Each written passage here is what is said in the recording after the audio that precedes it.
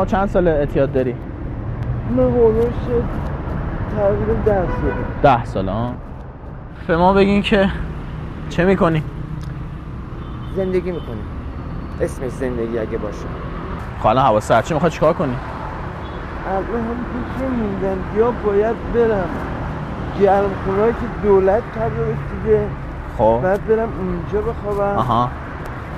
راه دیگه ندارم، تو پارک هم که نمیشه خوابید. یهو بدبختی یه لحظه شروع میشه دیگه. بدبختی یه لحظه یه اشتباه. من همیشه تو زندگیم اگه به من بگن آرزو چیه، به خدا یه چیز میگم فقط آرزوم اینه که برگردم به اون روزی که این کارو کردم برای اولین بار. یعنی این لحظه حاضرم بکشم خودمو، ولی این حرکت رو نه، فقط یه بار این اشتباه کردم.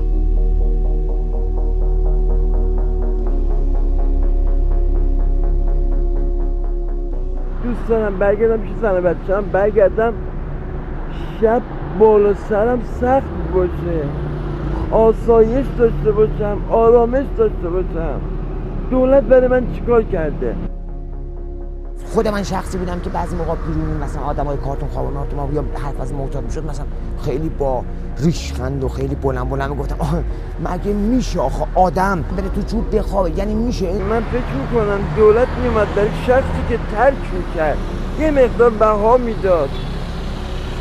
یه تو که میخوای ترک کنی حمایت نمیشه میگی ازت؟ ها دقیقاً همینه. آدم همون لحظه اول که اشتباه کرد نمیره تو چوب بخوابه تا سطح کار بکنه. وقتی انسان مواد مخدر تجربه میکنه یواش یواش عادت میکنه. شاید به یه آدم عادی بهش میگی تو بهش بخور، میگه چرا تو میگی بگو شما. ولی یواش یواش یاد میگیره از کاسب بشنوه که مثلا برو اونورتر، هیچی نگه چون نیاز داره. یهو به جایگاهی میرسه که به راحتی جلو همه دستم دراز میکنه، تو جوبم میخوابه. یا مثل من که یه خانواده فوق‌العاده مرفه دارم، همه رو ول میکنه میاد توی یک دونه اتاق زندگی میکنه.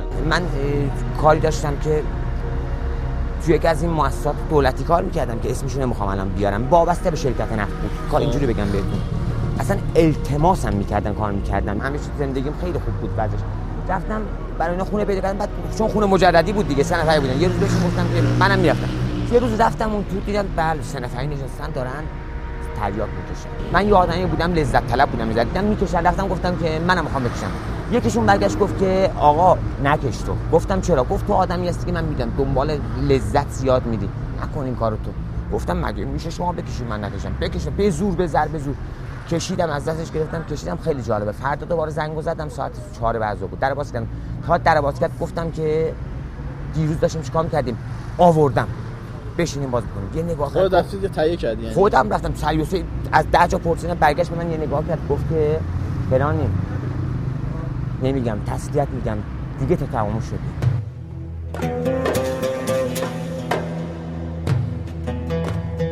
ولی خب یواش یواش شغلو داشتم، رفتم جنوب هروئین هم کشیدم برای اولین بار. یواش یواش دیگه نمیتونی اونجوری که باید شاید کار کنی، همینجور دیر میکنی به سر کار میخوای بدی 10 دقیقه، یواش یواش کار به جایی میرسه که کار نمی‌کنی. یواش یواش میگه قیافت تابلو میشه، مسئولت میگه نیا، در همین خانوادت بهت میگه خوش اومدی. زندانم رفتم، رو راست دروغ نگم. زندانم بودم. با این وضع اجتماعی که یه زندان پیشونیشون با هر جا کشورت هر جا که می‌خوای بری بخوای مزرعه حمالی هم کنی میگن سوپیشینتو بیار. سوپیشینه درخشانی دارن. من وقتی ترک میکنم از اجتماع به دور بودم، تازه میخوام وارد اجتماع بشم، خودم هم ترس دارم که وارد اجتماع بشم. مشکلی که سایت مواد مخدر مصرف میکنه اینه که واقعا از همه جا رانده میشن.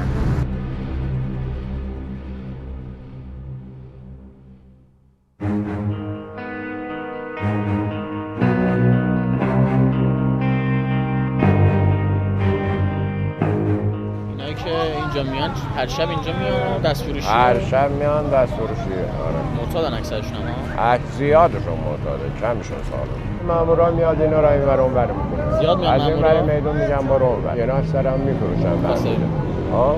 کاسبی هم میکنن. آره دیگه کاسبی. هم میکشن، هم میکشن، هم میفروشن. شما چیکار میکنی؟ هم لاستیک میفروشی؟ دست دومه؟